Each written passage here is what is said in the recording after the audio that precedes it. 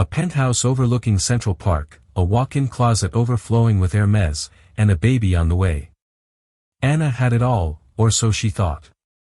In the blink of an eye, her billionaire husband, a man who once promised her the world, stood before her, his words colder than the winter wind whipping across their panoramic window. "I want a divorce." But before the ink could dry on the papers, a knock on the door changed everything. His mistress wasn't there to gloat. She was there to expose a secret so dark, it would make his demand for a divorce the least of Anna's worries. The scent of blooming peonies and old money filled the air of the penthouse apartment on the 82nd floor of 432 Park Avenue. It was a sterile, curated scent, one that Anna had come to associate with her life, beautiful, expensive, and utterly devoid of the earthy reality she secretly craved. From this height, New York City was a glittering, silent diorama. The yellow cabs were ants, the sprawling green of Central Park a manicured carpet, and the people the millions of bustling, striving souls were entirely insignificant. Just like her. Anna traced the rim of her porcelain teacup, the delicate floral pattern a stark contrast to the stark, minimalist decor Julian insisted upon. Everything was shades of gray, chrome, and glass. It was the home of a man who admired his reflections, both literal and financial. He called it uncluttered. Anna called it empty. Her hand drifted down to the gentle swell of her stomach, a 6-month bump that was her only true possession in this sky-high palace. This baby, her baby, was the one vibrant, chaotic, and real thing in her life. It was a secret garden she nurtured within herself, a world away from Julian's meticulous control. Julian Thorsencroft. To the world, he was a titan of industry, a visionary in the volatile world of tech mergers and acquisitions.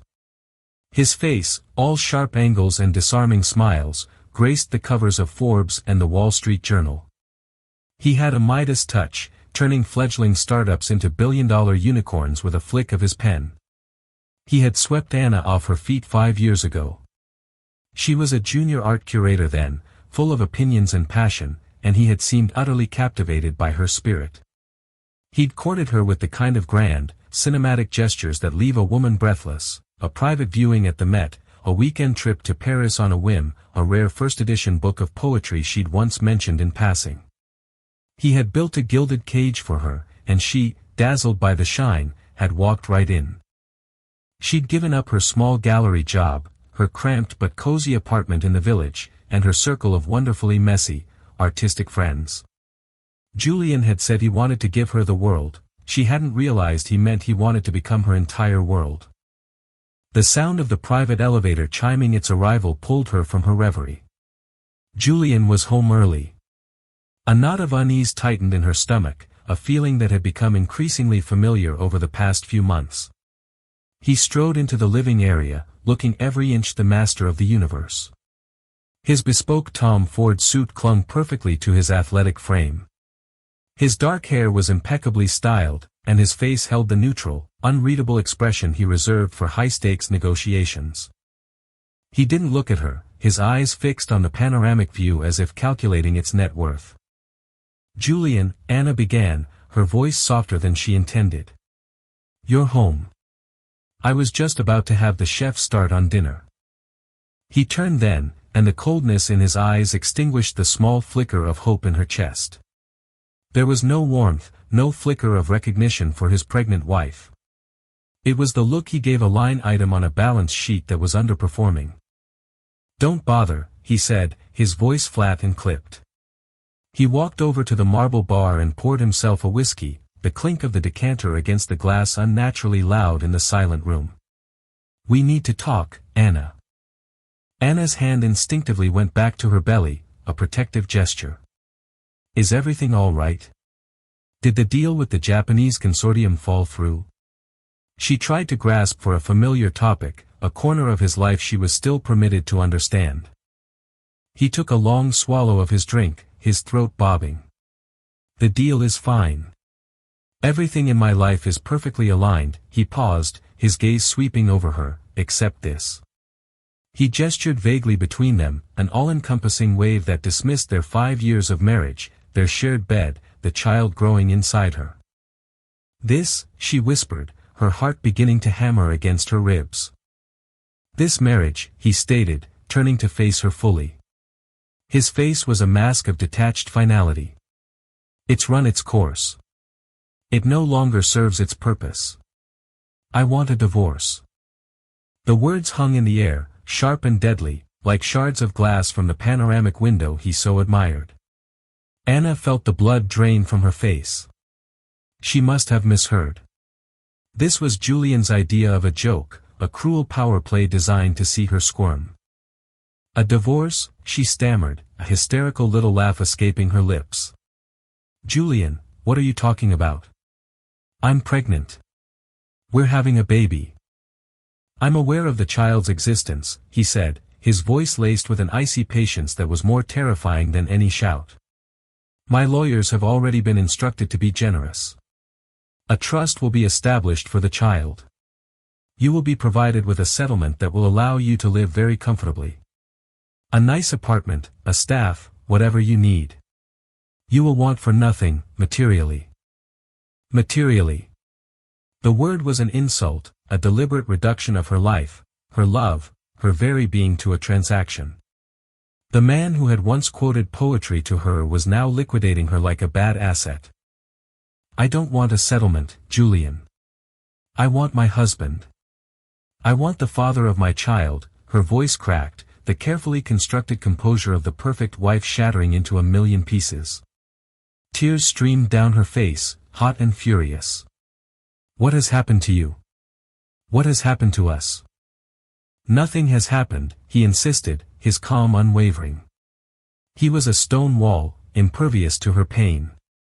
This was always a contract, Anna. An arrangement. You provided beauty, social grace, a certain aesthetic. I provided a lifestyle beyond your wildest dreams.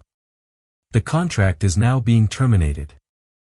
A contract, she stared at him, aghast. The last 5 years replayed in her mind, now tainted and twisted by his cruel words. Every shared laugh, every tender touch, every whispered promise now felt like a lie, a performance. She felt a wave of nausea so profound it had nothing to do with her pregnancy. She had been a full, beautiful, well-kept, blind fool. There's someone else, isn't there? The question was a classic, a cliché she never thought she'd utter. For the first time, a flicker of something crossed his face. Not guilt, but annoyance, as if she were a fly buzzing around his head. That's irrelevant to the situation. Irrelevant? She cried, her voice rising. You're throwing me out pregnant with your child, and you tell me your mistress is irrelevant. Who is she, Julian? He walked over to the sleek obsidian desk in the corner and pulled a thick document from a leather briefcase. He tossed it onto the glass coffee table between them. The sound was a final, definitive thud. These are the divorce papers, he said, his voice dropping to a low, menacing tone. My lawyers advise you to sign them without contest. A prolonged, messy battle will not be beneficial for you, or for the public's perception of you. I have a reputation to maintain. He was threatening her.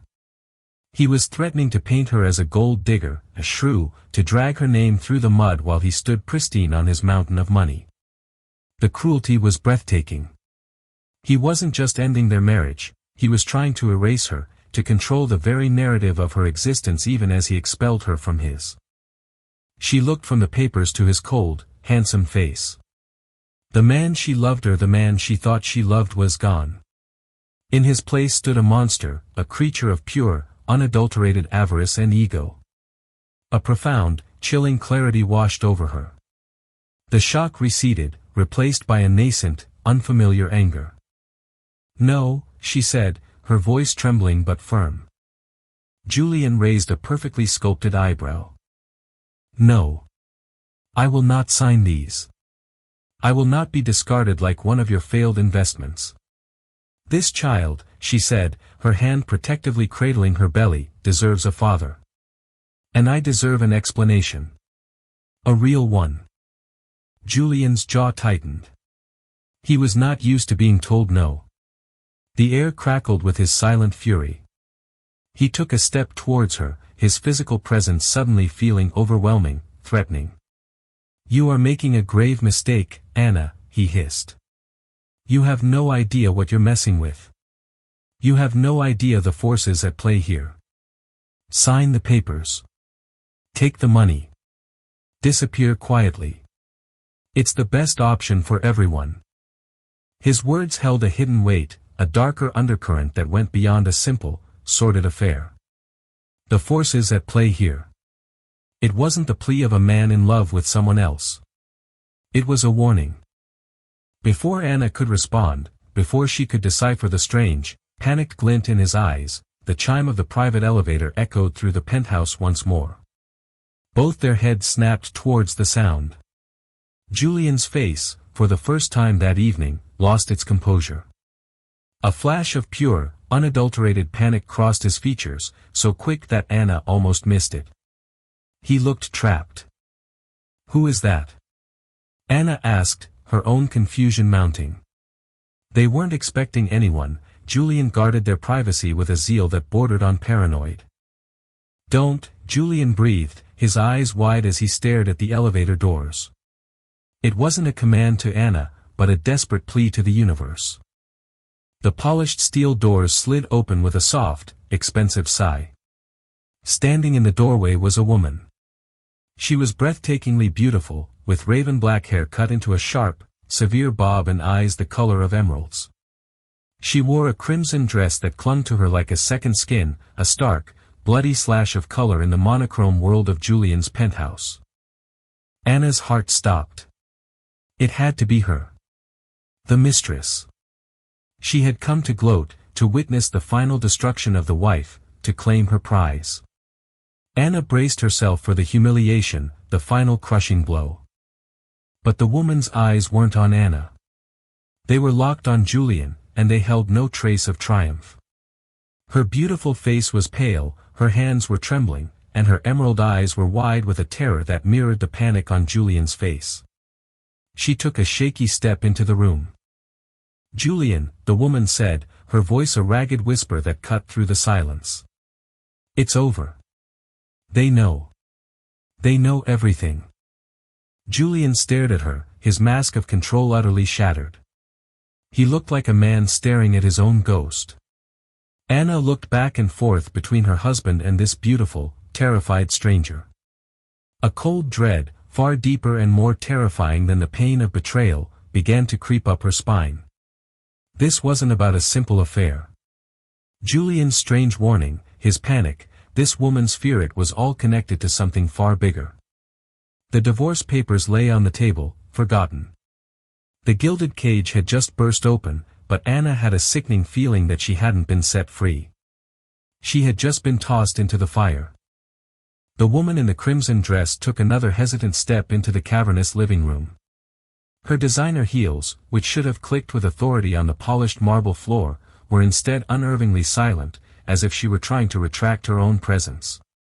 Anna's mind, still reeling from the whiplash of the divorce demand, struggled to process this new, bizarre tableau. The mistress, for who else could she be, wasn't acting like a victor. She was acting like a fugitive. "Isabel, what the hell are you doing here?" Julian finally managed to say, his voice a strangled rasp. He shot a venomous glare at her, a look that was less about a spurned lover and more about a co-conspirator who had broken rank. He moved almost unconsciously to position himself between Isabel and Anna, a futile attempt to control the flow of information. "I tried to call you," Isabel said, her voice trembling. She ignored Anna completely, her gaze fixed on Julian's increasingly frantic expression. "Your phone was off. I left a dozen messages with your secretary. I had to come. We don't have any time." "Time for what?" Anna interjected, her voice finding a new, steely edge. The initial shock was beginning to curdle into suspicion. "Time to coordinate your stories before you throw me out." Isabel's head snapped towards Anna, and for the first time, she seemed to truly see her. There was no malice in her emerald eyes, no smug superiority.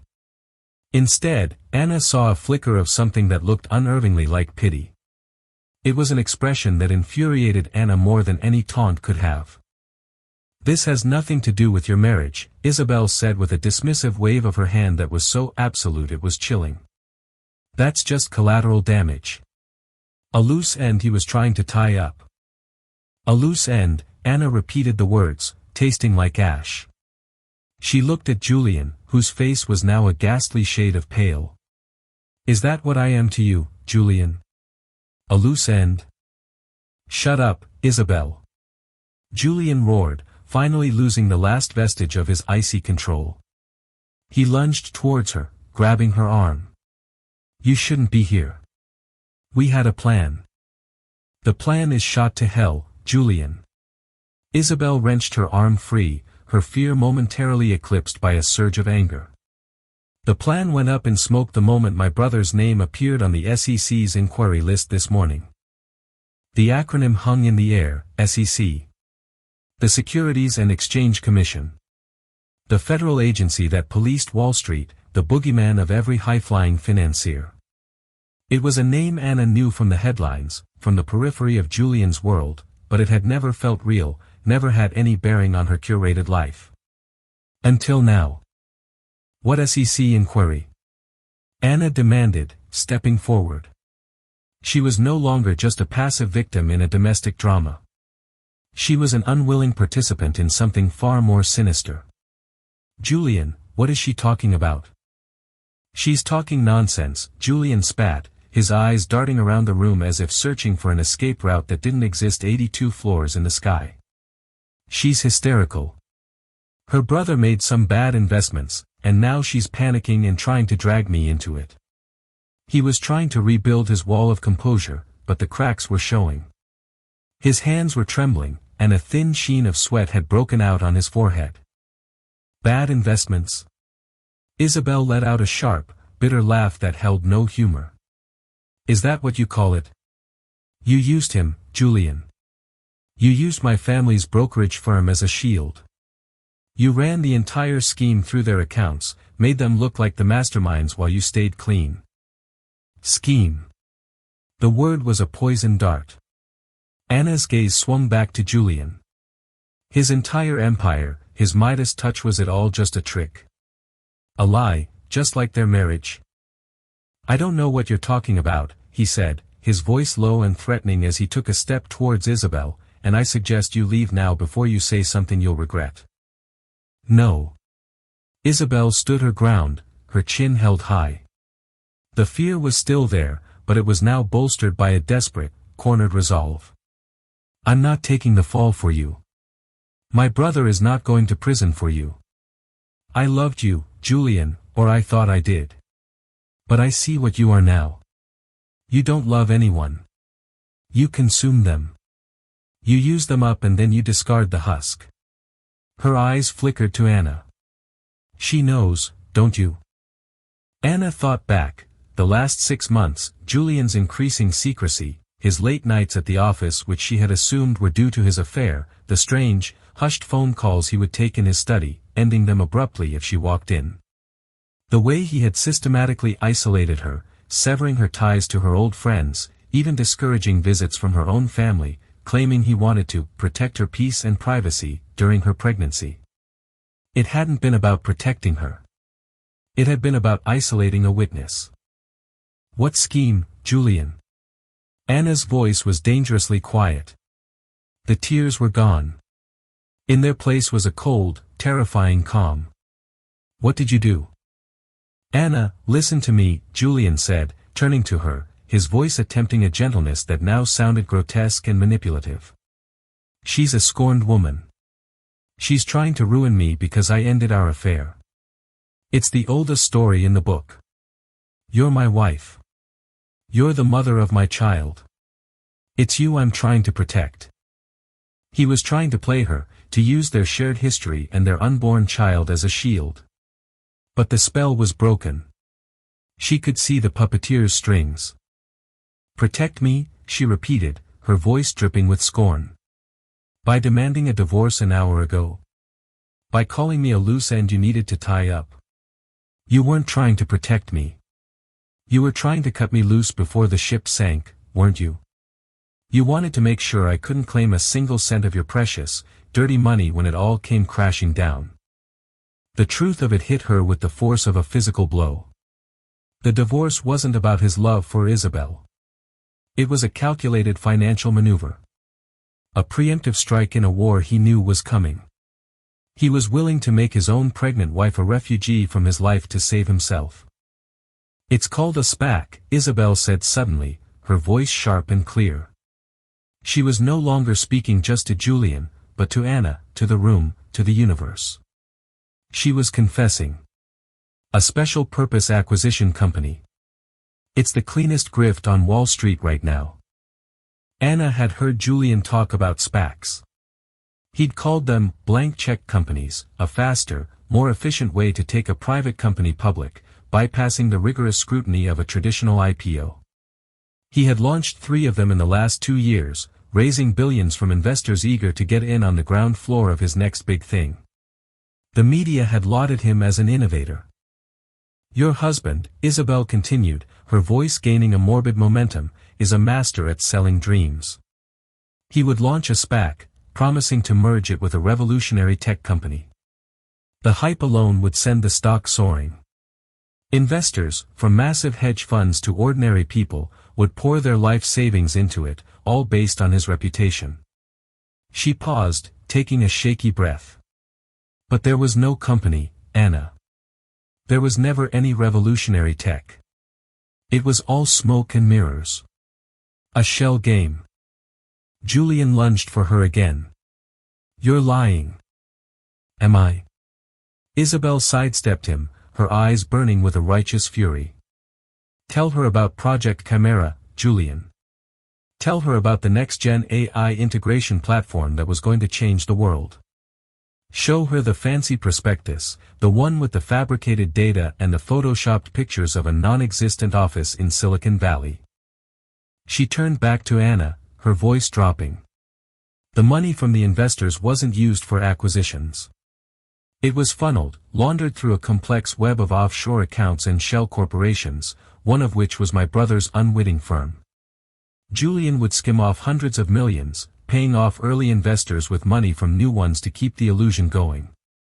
It's a classic Ponzi scheme, Anna, just dressed up in a fancy Wall Street suit. And the whole thing is about to collapse.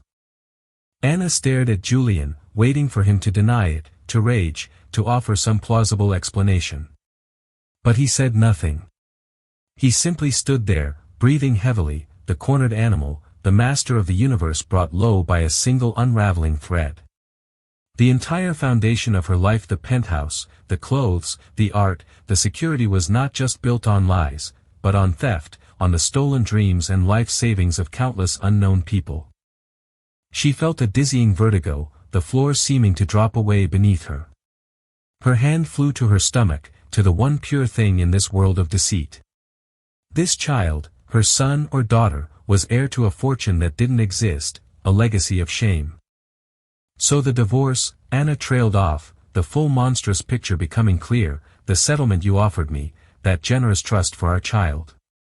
Where was that money coming from, Julian? He finally looked at her, and in his eyes, she saw the dark, terrifying truth. It's the last of the clean money, isn't it? She whispered in horror. The money you had before all this started. You were trying to firewall it, to put it in my name and the baby's name, so the SEC couldn't touch it when they came for the rest. You weren't giving me a gift. You were using your pregnant wife and your unborn child as a money mule. The silence that followed was a confession. It was the most damning sound Anna had ever heard. The man she had married was not just a cheat or a liar. He was a predator of the highest order, and he had just tried to make her his final accomplice. The doorbell chimed.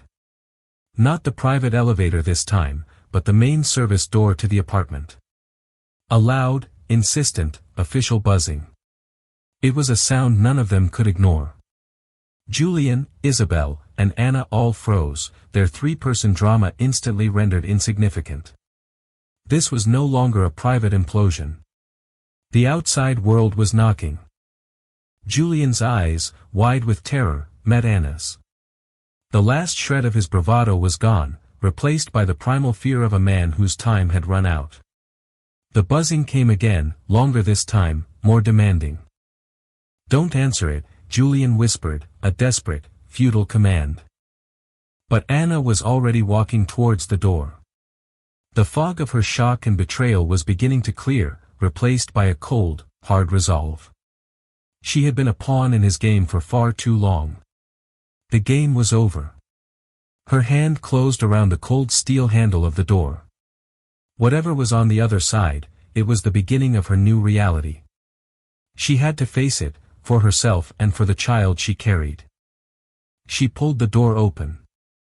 Standing in the hallway were two men in dark, conservative suits. They were nondescript, their faces impassive, but they carried an aura of unshakable authority that made the air in the multi-million-dollar penthouse feel cheap and thin. One of them held up a badge and an official-looking document. "Julian Thorsencroft," the lead agent asked, his voice calm and professional, but with an underlying steel that tolerated no argument. His eyes flicked past Anna to where Julian stood frozen in the middle of the living room. "I'm Agent Miller with the FBI. We have a warrant to search these premises." The FBI. The letters seemed to suck all the remaining oxygen out of the room. It was one thing to hear the acronym SEC from a panicked Mistress, it was another to see the flesh-and-blood embodiment of a federal investigation standing on your doorstep. Julian looked as if he had been turned to stone. The blood had drained from his face, leaving behind a waxy, gray pallor. He stared at the agents, his mouth slightly agape, the master manipulator suddenly a speechless puppet. Isabel let out a small, choked sob and sank onto one of the ridiculously expensive minimalist sofas, her crimson dress pooling around her like a stain.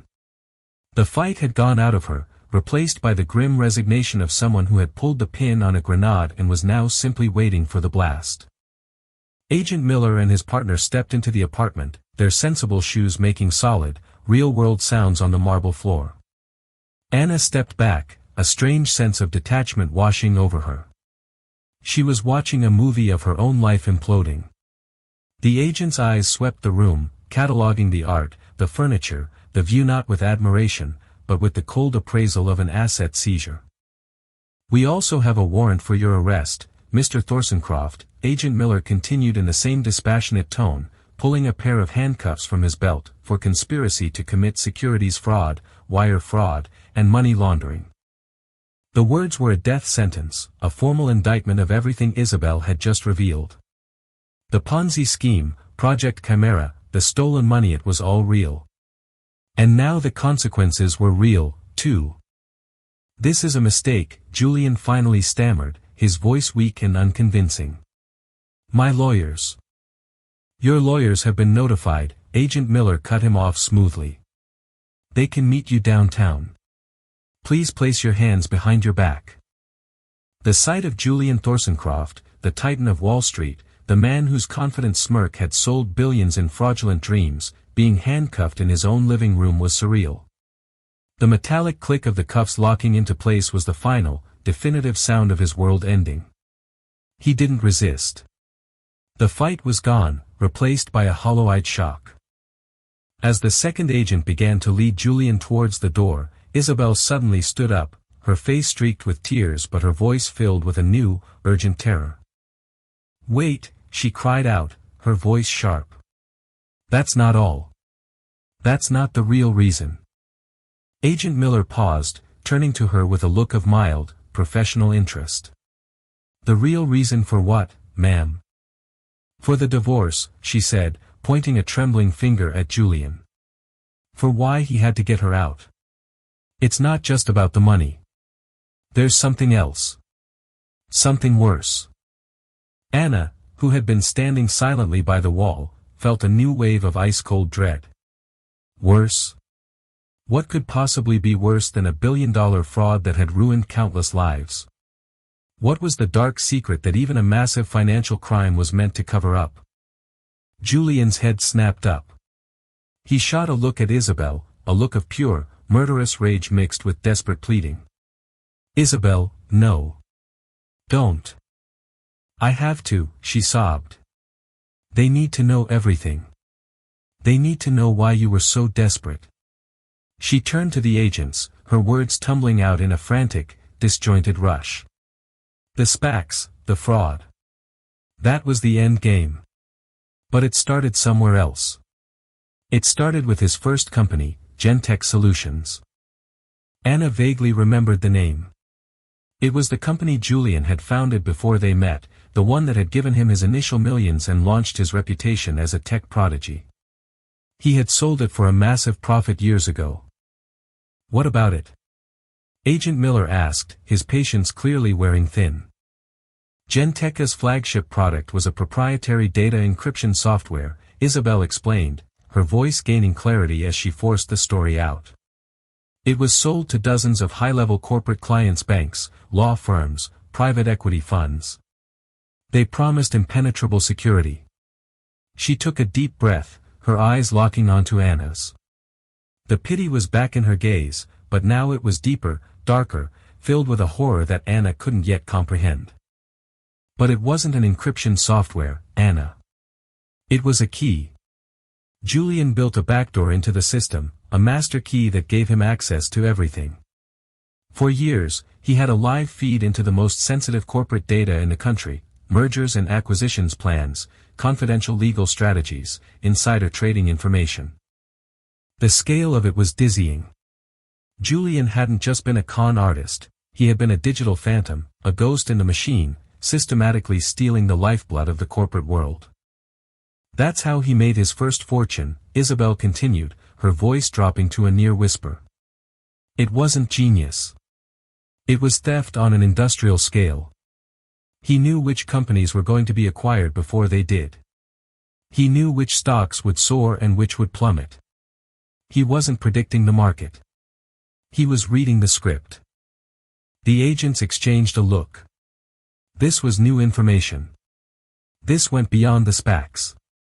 This was the origin story of his entire criminal enterprise. But that's still not the secret, Isabel choked out, tears streaming down her face again. That's just more fraud. Then what is it? Anna finally spoke, her voice a hollow echo in the room.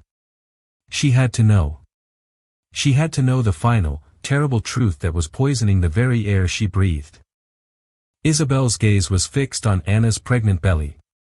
2 years ago, one of the companies he was spying on, a pharmaceutical firm called Biovance.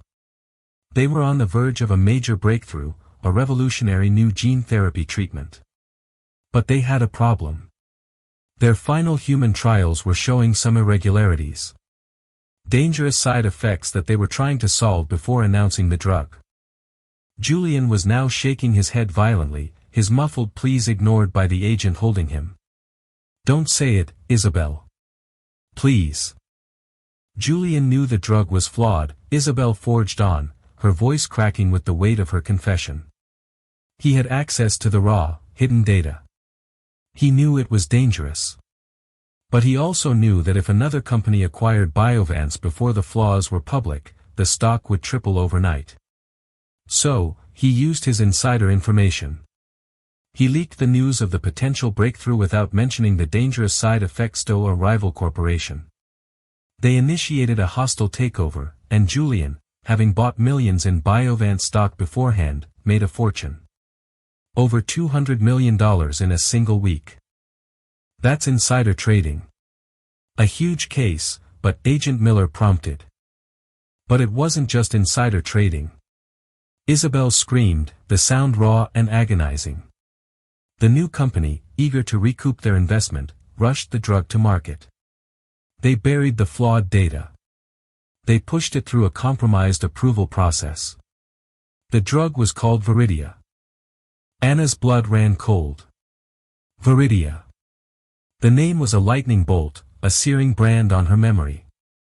It was prescribed as an advanced fertility treatment, Isabel whispered, her eyes locked on Anna's. For couples who had tried everything else. It was hailed as a miracle drug. Anna's hand, the one not pressed against her stomach, flew to her mouth. No. It couldn't be. The room began to spin. The minimalist gray walls seemed to close in on her. She and Julian had struggled to conceive. For 2 years, they had been through a heartbreaking cycle of hope and disappointment. Doctors had found no specific issue, just unexplained infertility. Then, a year ago, a new specialist, a top doctor recommended by Julian himself, had suggested a new, cutting-edge treatment. A miracle drug from Europe, he had called it. Its name was Viridia. Anna stared at Julian, at the man she had married, the man whose child she was carrying. The man who had looked on with what she thought was shared joy when the pregnancy test finally came back positive. But it hadn't been joy. It had been the culmination of a monstrous plan. The side effects, Anna could barely form the words, her throat tight with terror. What were the side effects? Julian finally broke. A guttural, animalistic sob tore from his chest. Anna, I'm sorry. I can fix it. We have money, the best doctors. Isabel gave the final, brutal answer, her voice devoid of all emotion, a flat line of horror. It worked. The drug allowed women to conceive. That part was true. But the hidden data from the original trials showed that in nearly 80% of cases, the fetus would develop a rare and fatal neurological disorder. Most didn't survive the 3rd trimester. Those who were born didn't live past their 1st year.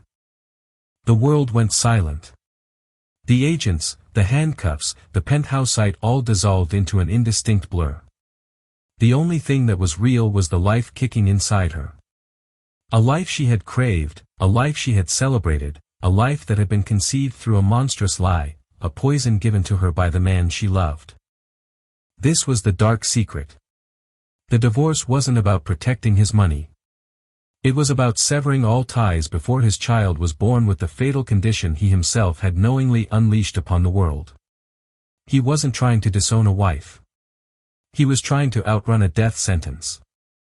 He was trying to erase the ultimate evidence of his crime, his own dying child. Anna looked at her husband, the father of her child, the architect of her destruction. He was no longer a man. He was a void, a black hole of greed and ambition that had consumed everything, including the life of his own unborn baby. The strength drained from her legs. The room tilted violently, the glittering view of Central Park spinning into a nauseating vortex. As her knees buckled and the world faded to black, the last thing she heard was the distant, hollow sound of her own scream. Anna awoke to a world bleached of all color. The first sensation was not sight, but smell, a sharp, aggressive scent of antiseptic that scoured her nostrils and bore no resemblance to the curated peony and old money fragrance of her former life. The second was sound, the soft, insistent, and terrifyingly rhythmic beep of a machine somewhere to her left. For a fleeting, merciful moment, she was adrift in a sea of disorientation, the horrors of the previous evening feeling like the suffocating remnants of a fever dream. Had it been real? The cold words, the crimson dress, the click of handcuffs. Then, with the force of a physical impact, the memories crashed back in. Viridia. The name detonated in her mind, a single word that contained a universe of betrayal. It was the name of the drug, the poison, the monstrous lie she had welcomed into her body.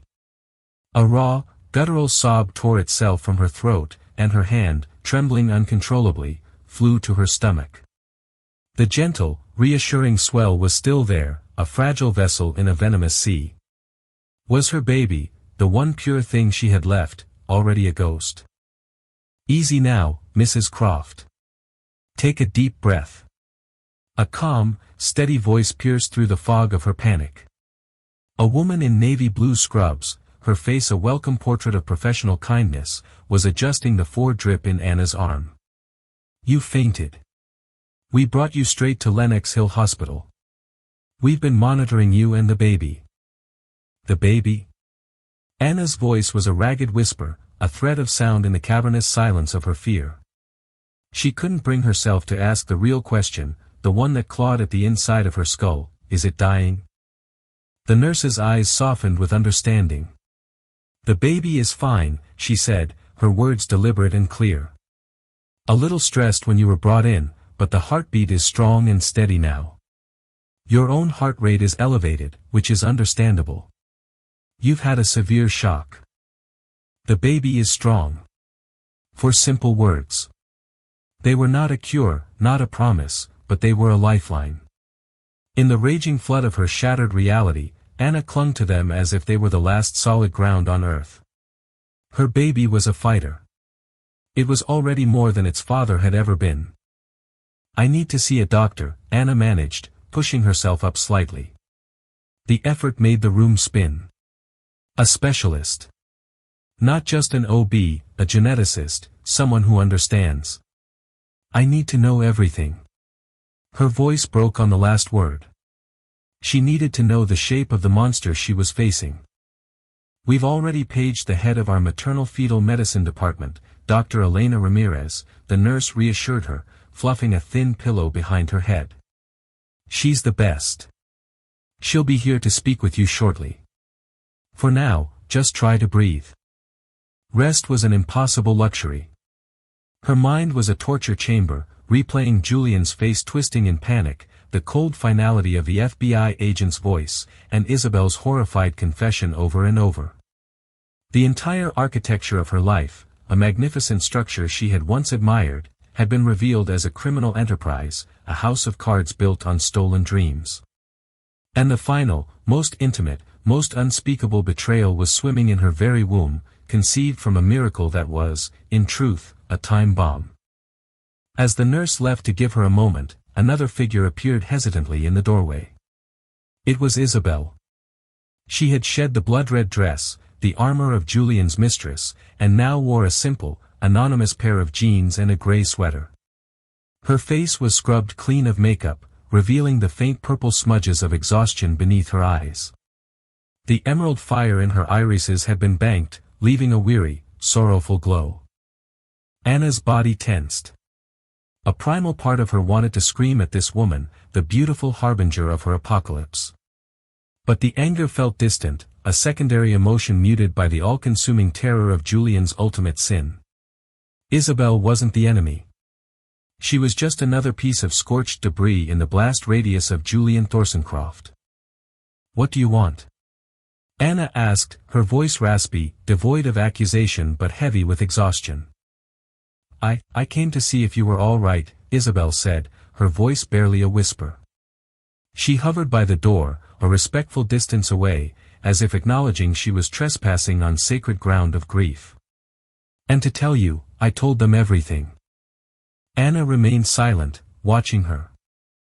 The agents, at the penthouse, Isabel clarified, twisting a loose thread on her sweater.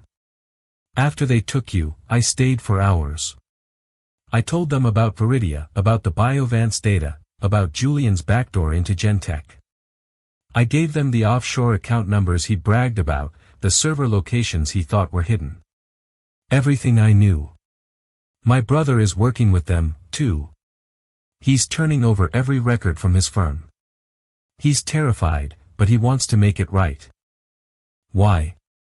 Anna's question was genuine, a flicker of curiosity in the darkness. Why not just disappear? He would have given you money to run. Isabel finally met her gaze, and Anna saw the profound depth of her self-loathing. Because he was going to let my brother, my family, take the fall for a crime he masterminded. That was the first crack in the fantasy.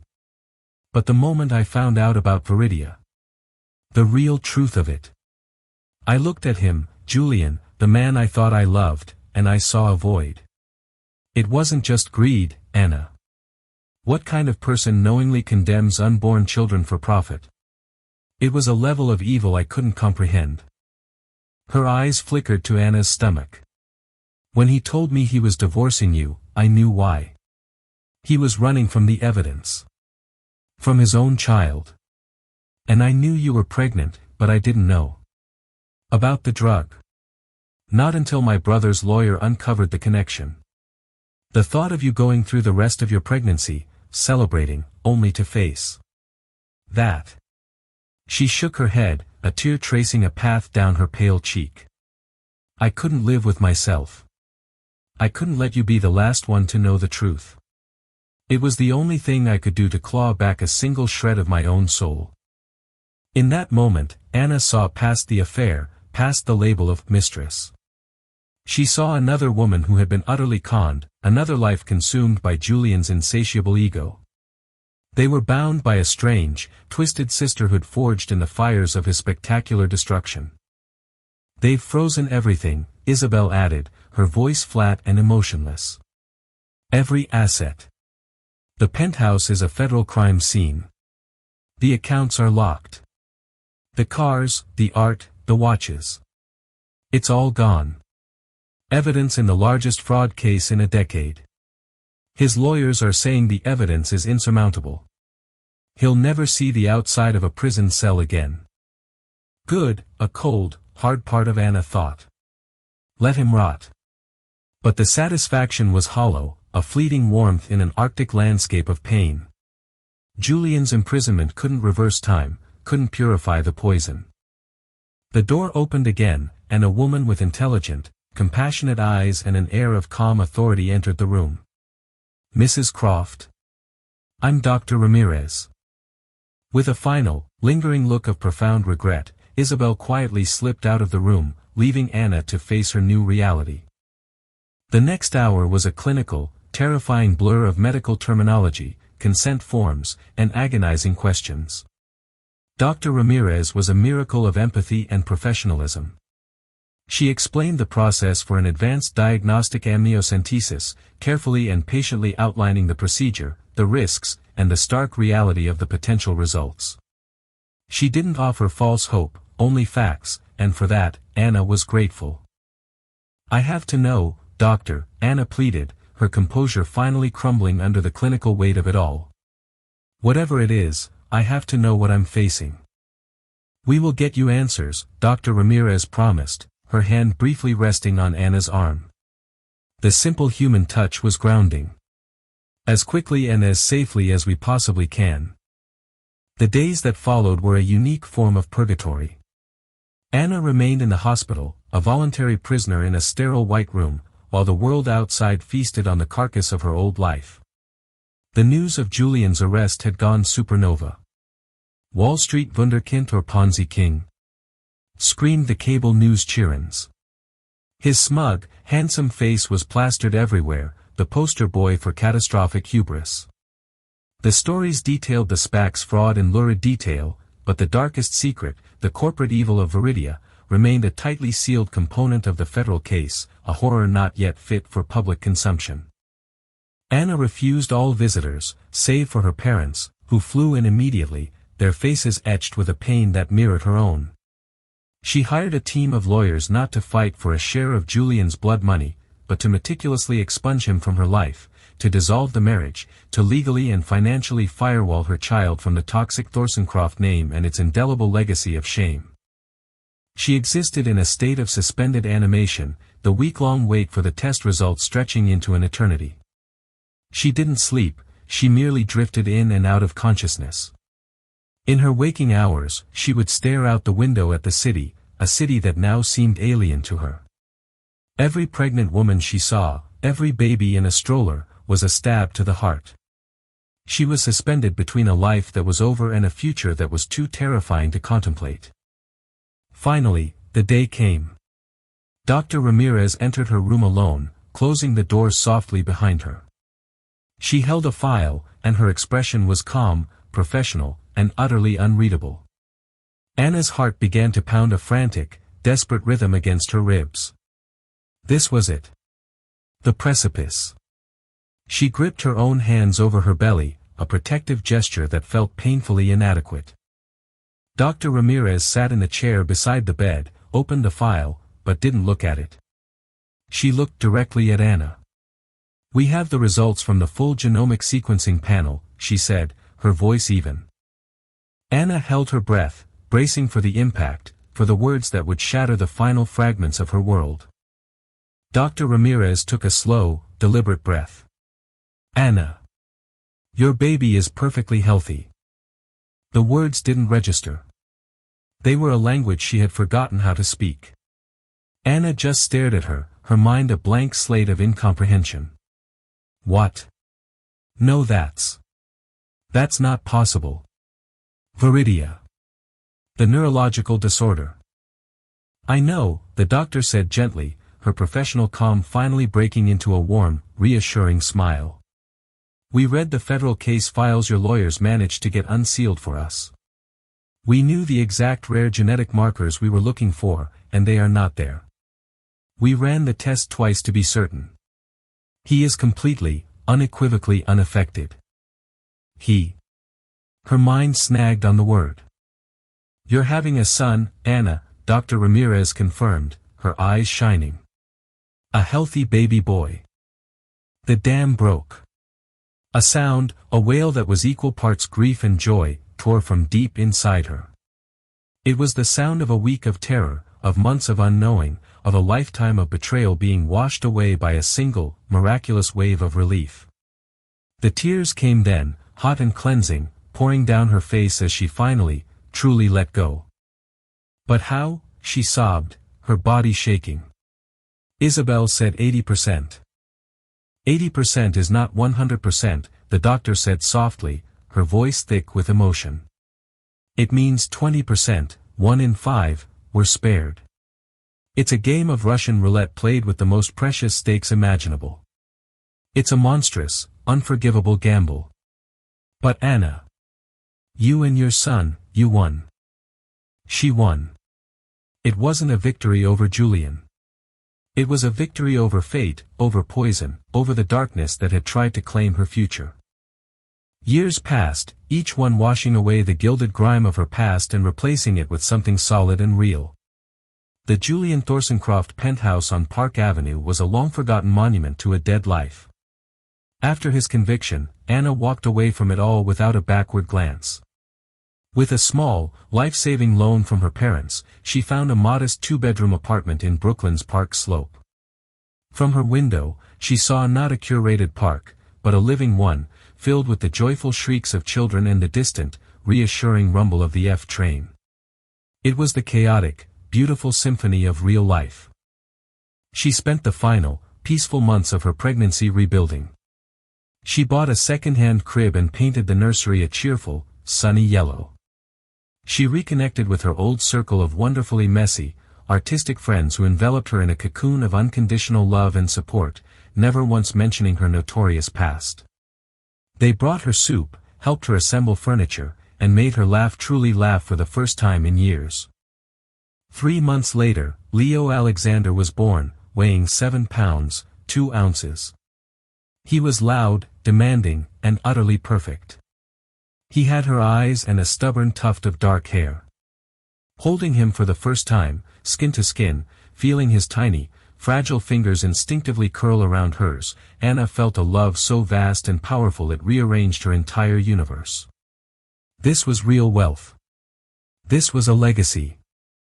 One rainy afternoon, as a 2-week-old Leo slept soundly on her chest, a news alert popped up on her phone, Julian Thorsencroft sentenced. Faced with an avalanche of evidence and Isabel's unshakable testimony, he had accepted a plea bargain to avoid having the full, horrific details of the Viridia scandal made public in a trial. He was sentenced to 150 years in a federal supermax facility with no possibility of parole. Anna looked down at her sleeping son, his chest rising and falling in a steady, peaceful rhythm. She felt no hatred for Julian, no desire for revenge. She felt nothing at all. He was a ghost, the antagonist of a story that was already over. Her story, and Leo's, was just beginning. 5 years later, the sun streamed through the large storefront window of Phoenix, a small, bright art gallery on a bustling Brooklyn street. The name was Anna's own small joke, a testament to rising from the ashes. Here, she didn't showcase sterile, high-finance art, but the vibrant, chaotic, and passionate work of local, emerging artists. It didn't make her millions, but it filled her soul. A 5-year-old Leo, all knees and boundless energy, was carefully arranging colorful wooden blocks on the floor. "Look, Mommy, I made a castle for the giant," he declared proudly. Anna knelt beside him, her heart swelling. "It's the most beautiful castle I've ever seen, my love." A woman entered the gallery, a simple scarf around her head. It was Isabel.